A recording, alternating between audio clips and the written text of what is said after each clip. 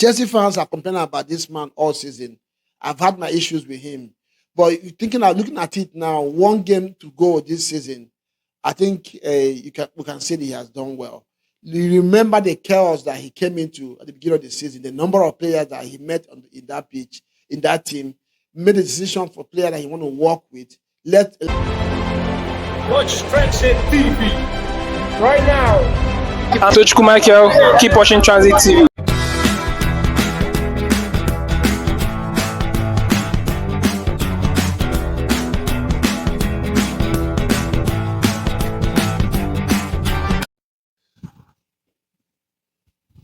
Transit Chelsea 1, Manchester United 0. In the grand scheme of things, Chelsea needed all 3 points.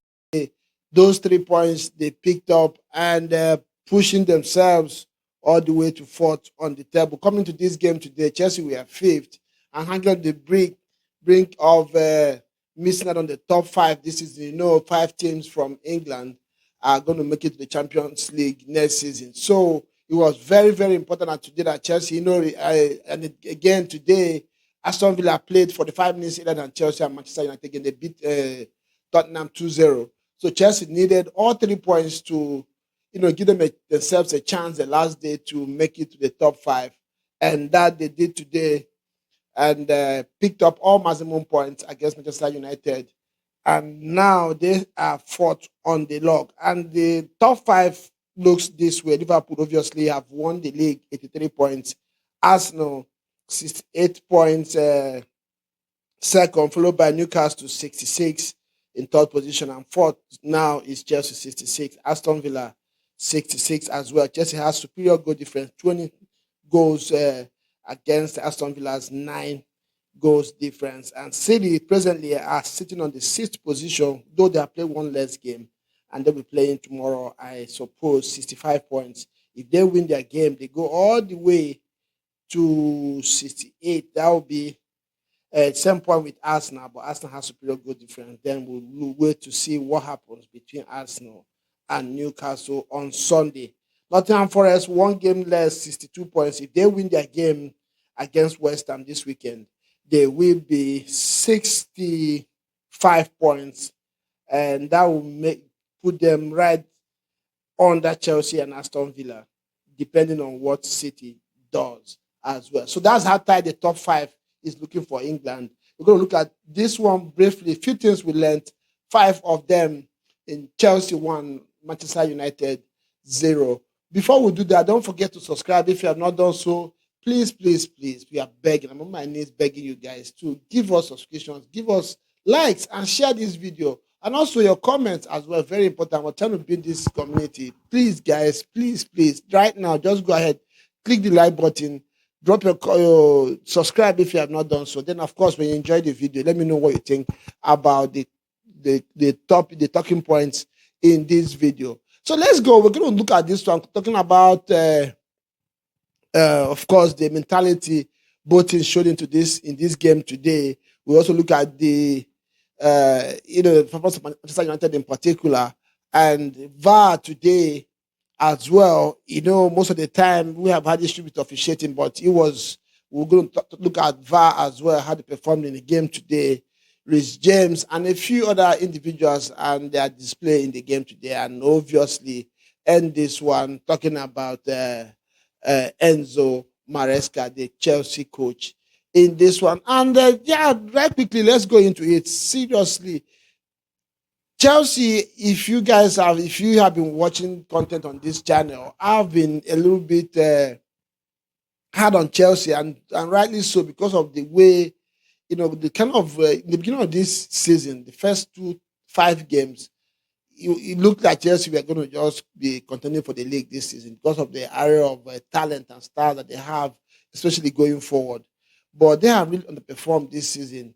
But today, one thing that you cannot say against this team is the mentality that they came into this game with. They came the right mentality from the beginning until they got their goal and did everything possible to defend that goal. And that they did today, won the match, and give themselves a very important position on the table. A lot of people had said in the beginning of the season, if Chelsea can make make Champions League this season, that would be a success season for them. And they have almost 1 foot in there now. And you remember they also have the finals of the Conference League coming up next week, Wednesday. Then another thing I discovered in this game as well, you're not going to Manchester United in the league have been 17 losses or 18 losses in the league this season. But if you watch this game today, you will never say that this is the reason why they've lost that many games. It wasn't a rubbish performance by Manchester United either today. They gave it a fight. They tried their best. They pushed, but obviously they were short quality wise. Got their goal cancelled by Harry Maguire. And yes, Manchester United fans, you'll be disappointed out there. You can be disappointed. You should be because of the amount of losses this team has had in the league this season. But today's performance is not something you would call a rubbish performance. They gave it the best they could, and we know they are short. Yes, a lot of things are wrong with that team right now. But today they really tried their best, and it didn't just go their way. And they will look at the VAR as well. Today there were two very important decisions officiating. Of course, the referee on the pitch gave a penalty against Manchester United. Onana on what's that young man's name? And the VAR looked at it and cancelled it rightly. But I want to say something about that. What on earth was Onana thinking? I mean, he came out, had the time to think about it, and still went down. This young man was going nowhere. He was going nowhere. Onana almost gifted Chelsea a penalty today. And I was like, what is wrong with this guy? What is wrong with Onana? Must you just do something every game? You know, I thought he was just going to stand and shadow that guy out of the pitch. The next thing I see, this guy goes down. I'm like, he is just, well, eventually they still lost the game, but that was. Then the second VAR incident, of course, was the goal by Harry Maguire as well. Those two calls went against Manchester United, but they were correct.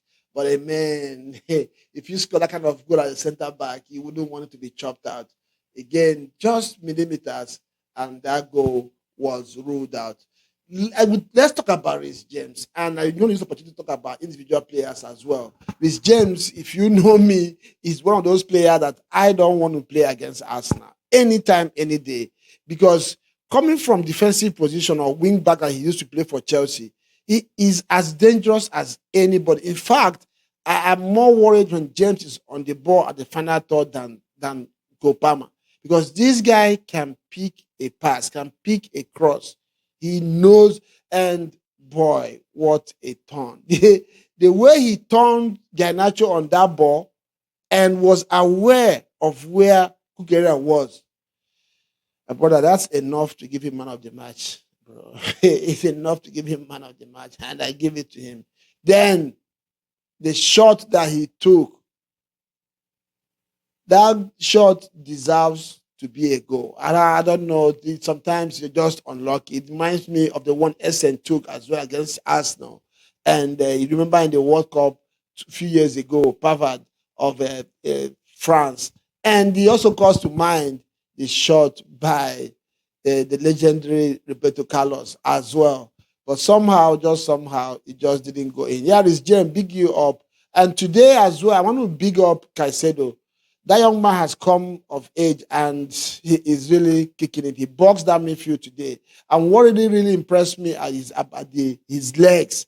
The amount of meters that he covers once he breaks all play, he drives the team and picks intelligent and good passes for the team. I think if Chelsea can continue and can find some consistency, they will do bits. Players like I said, are invaluable for that team right now. And let's talk about Maresca. Chelsea fans are complaining about this man all season. I've had my issues with him. But looking at it now, one game to go this season, I think we can say that he has done well.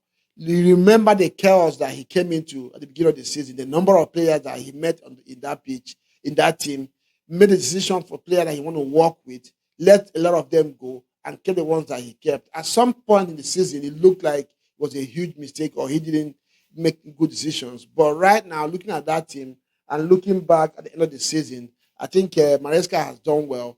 I will only wait and see what happens next season. Maybe this summer, if players, if a striker will be signed for Chelsea eventually, and see what Maresca can do with this team. Yeah, so let me know what you think in the comment section. For me, Reece James wins the man of the match. I know I can't remember who that prize was given to right now, but I vote with James Caicedo. For me, it was an interesting game. Like I said, Manchester United fans will be disappointed that they lost the game, but it wasn't a rubbish performance by your team by any standards. And let me know what in the comment section. Who was the man of the match? What do you think about Enzo Maresca? Do you think he has done a good job to Chelsea keep him or keep it going, look for another manager come next season? But for me, I think he should be kept. He has done well. Of course, there are areas of improvement, but for this one, so far, I will rate him 7/10, and that means he can be kept on the job. So let me know what you think in the comment section, and I will see you again next time.